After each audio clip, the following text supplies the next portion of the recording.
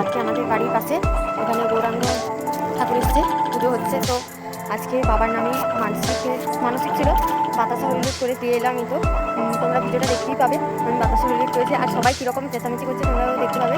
তো আজকের মতো ভিডিওটা এখানে শেষ করছি না। চলো